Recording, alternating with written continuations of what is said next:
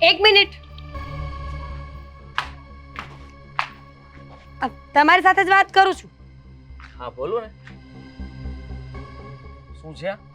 અરે કચરો છે. તમને ખબર નથી પડતી કે જ્યારે ઘરથી બહાર જઈએ ને તો એક્સ્ટ્રા જે કચરો પડ્યો હોય ને ઘરમાં લેતું જવાય એમ. કેવી વાત કરો છો તમે?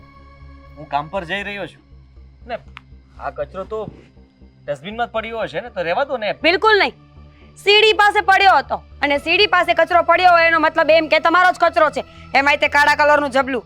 અમારા ઘરમાં ક્યારેય કાળું જબલું જ નથી આવતું. ઓ તમે મકાન માલિક છો એનો મતલબ એ નથી કે તમારી સાથે આવી રીતે વાત કરો. તમારે તો પહેલા તો મારી સાથે કઈ વાત ન કરવી જોઈએ. કેમ? આ બધો પ્રશ્ન લેડીઝોએ સમજી લેવો જોઈએ. હું દામિનીને કહી દઈશ કે બીજી વાર ત્યાં કચરો નહીં મૂકે. દામિની તમારી હિરોઈન બપોરે 12 વાગે ઉઠે છે અને 2 વાગે તો નીચે ઉતરે છે. અરે એને કઈ વાત કરવી હોય ને તો સમયની રાહ જોવી પડે છે. અપોઇન્ટમેન્ટ લખાવી પડે છે અમારે. અરે ખરેખર લેટ થાય છે. મીરાબેન તમે મારી વાત સમજો. હું રોનકભાઈ સાથે વાત કરી લઈશ. બસ. બિલકુલ નહીં. મારી સાથે વાત કરવાની છે. આ ઘરની માલકીન હું છું અને એટલું બધું મોડું થતું હોય ને તો જાઓ લો આ વસ્તુઓ લેતા આવજો. શું? ગુજરાતી સમજાતું નથી.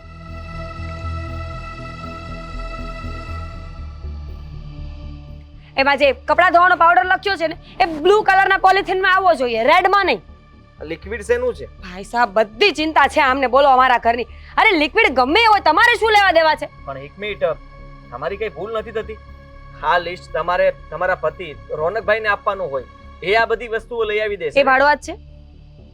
પણ ભાડુઆત કોણ છે? હું છું. તો કામ કોણ કરે? અરે પણ તમે જ કરો. અરે મારી વાત સમજતા નથી. તમારી વાત સમજવાની મારે કોઈ જરૂર. અત્યારે કામ પર જઈ રહ્યો છું. ત્યાં બધી વસ્તુઓ લઈને નહીં જઈ શકું. અને વિચાર કરો કે હું સાંજે જ્યારે ઘરે આવીશ ત્યાં સુધીમાં બધું બંધ થઈ ગયું હશે તો તમારી વસ્તુ હું લાવીશ ક્યારે? એ મને શું ખબર? મારી પાસે આટલો સમય હોત આ બધું વિચારવા માટે ન તો હું જ વસ્તુ જાતે ન લઈ આવત.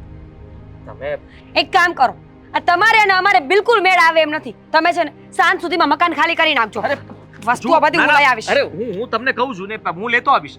હું પહેલા તમારી આ વસ્તુઓ આપી જઈશ અને પછી જઈશ. ઠીક છે? પાકું? મોકલાવી આપીશ. અને આ પૈસા છે ને અત્યારે તમે આપી દેજો. જ્યારે ભાડું આપો ને ત્યારે વડાવી લેજો પૈસા એમાંથી. ભાડું તો મેં આપી દીધેલું છે અને આગલા મહિને નહીં આપો. એક મહિના ઓલરેડી તમે એડવાન્સ ભાડું લ્યો છો મારી પાસે. એ તો આખી દુનિયા લે છે, હું નથી લેતી. ડિપોઝિટ એડવાન્સ ભાડું એ તમારી ફરજમાં આવે ને એટલે તમે આપો છો. અમારા પર તમે કોઈ ઉપકાર નથી કરતા. જુઓ, સાચું કહું તો આ બધી વસ્તુઓ લાવવું મને, હું મારા ઘરની વસ્તુઓ પણ નથી લાવતો. એ પણ દામિની સંભાળે છે. અને ઉલટાનું તમે આ પાવડર અલગ અલગ વસ્તુ અલગ અલગ જગ્યાએથી લાવવાનું લખી દીધું છે. લિસ્ટ લાંબુ છે. આમાં તો કદાચ મારે 1-2 કલાક જતી રહેશે. અને પણ હું ના નથી પાડતો. હું તમને લઈ આવી આપીશ. અરે પણ તમે ના પાડી દો ને. તમને મન જ નથી, મરજી જ નથી તો કામ કરવું છે શું કામ તમારે? તમે છે ને એક કામ કરો, આ દામિની બેનને બોલાવી દો અને અત્યાર સુધીનો બધો હિસાબ પૂરો કરી નાખે ને તમે છૂટા ન મેં છૂટા. ના ના ના ના બિલકુલ નહીં, બિલકુલ નહીં. જુઓ, તમે એકદમ સારા છો. અમને બહુ સારું મકાન મળ્યું છે. અમે તમારાથી ખુશ છીએ. તમારી સાથે રહેવું અમને ગમે છે.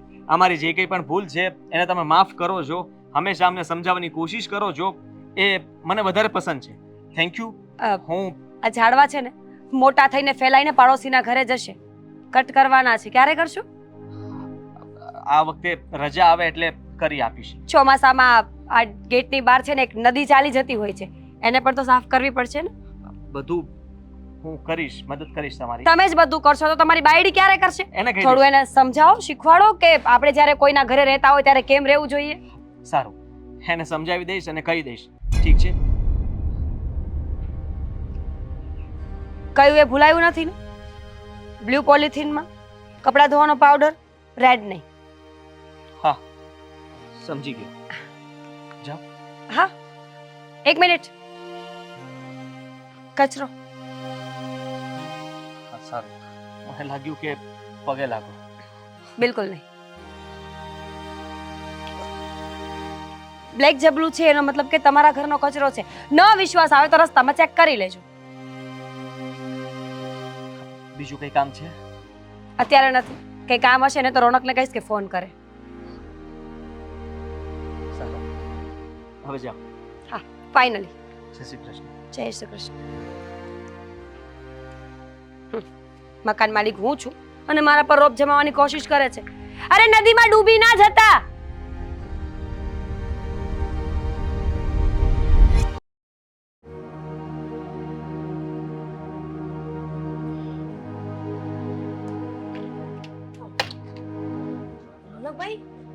હા, જય શ્રી કૃષ્ણ માસી, કેમ છો? જય શ્રી કૃષ્ણ ભાઈ. પણ અહીંયા કઈ કામ હતું? આ મીટરના છેડા બદલાયા છે ને તો ચેક કરવા માટે આવ્યો હતો. શું કે બાકી મજામાં? મજામાં હો ભાઈ. માસી, આ કેટલું ગંદુ છે બધું. તમે આ સફાઈ બરાબર નથી કરતા કે શું? આ મીટરમાંથી પાણી નીકળે છે. સફાઈ તો કરતા જ હોય ને, પણ આ મીટરમાં કેવી રીતના સાફ સફાઈ રાખવી તમે જ કહો ને. મીટરની વાત એટલે કે મીટર અંદરથી લુવાનું નથી કહેતો, પણ આ નીચેની પેટી તો લૂઈ શકાય કે નહીં? તમે લોકો છે ને એકદમ ગોબરા છો. મારે તમને કેવું ન જોઈએ, પણ મીરા છે ને સાચું કહેતી હોય છે. સફાઈમાં બરાબર ધ્યાન નથી આપતા તમે. એવું કાંઈ નથી, પણ આ ઇલેક્ટ્રિકની વસ્તુ છે તો એને કાંઈ નો એવું ડેરિંગ તો ન જ કરાય ને. અરે પણ આ નીચેથી પાણી નીકળે છે તો એની સફાઈ કંઈક તો કરવું પડે કે નહીં? કપડું તો કોરું કપડું ના મારી શકાય. કાંઈ નહીં ભાઈ, તમે આમ ગરમ ન થાવ. આ આ તમે ગયા પછી હું સાફ સફાઈ કરી નાખી તમ તારે. એને છોડો, પણ આ આંગણું દેખાતું નથી તમને? આ બધી બાજુ કચરા કચરા. આંગણાની સફાઈ કરવાનું તમને પહેલા જ આપણે બોલી કરેલી ને. જ્યારે તમે લોકો મકાન જોવા માટે આવ્યા ત્યારે મેં ચોખવટ કરેલી કે નહીં કે આ બહારનું બધું તમારે સાફ સફાઈ કરવાની રહેશે. આ જાણો છો હા કે તો આપ આ દેખાય છે ને, આ બધું કચરો કચરો અહીંયા ભરેલો છે. મને તો ક્યાંય સફાઈ દેખાતી નથી. કરી નાખશો. આ તો પવનના કારણે પાછું થઈ ગયું. પણ તમને ખબર છે આ થોડીક બીમારી હોય મારા શરીરમાં એટલે કામ ન થાય.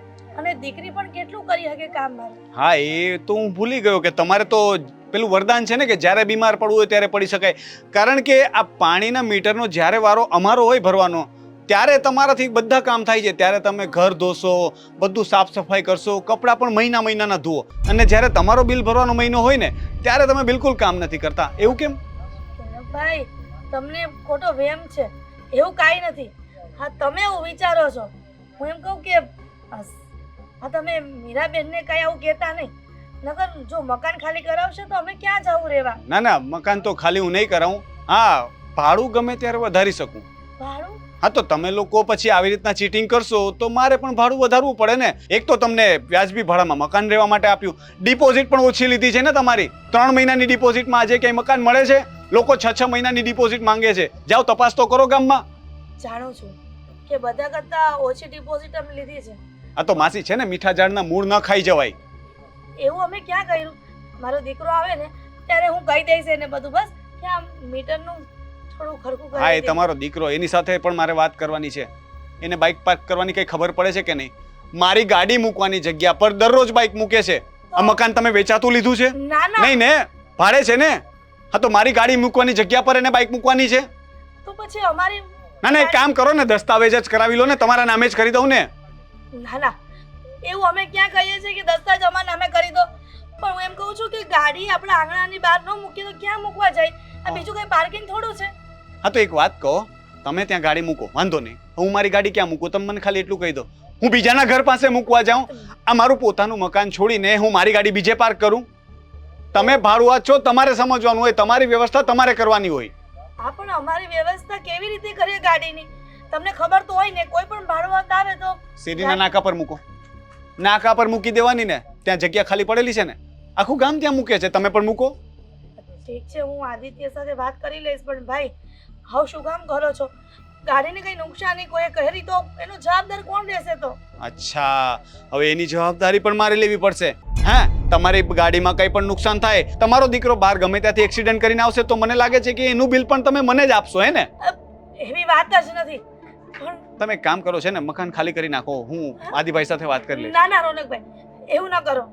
મકાન ખાલી કરીને અત્યારે તાત્કાલિક મકાન પણ ક્યાંય નથી હા, તો મળતા. તમે મારી વાત તો સમજતા નથી. હું પ્રેમથી વાત કરું છું તો તમે સમજતા નથી. હવે મને લાગે છે કે મારે મકાન માલિકની જેમ વાત કરવી પડશે, કદાચ તો તમને સમજ પડે કે મકાન માલિક કેવા હોય. ઠીક છે, હું આદિત્ય સાથે વાત કરી લઈશ. હમ તમે અને આ ચિંતા ન કરો. સાફ સફાઈ કરો બરાબર. ઠીક છે. હમ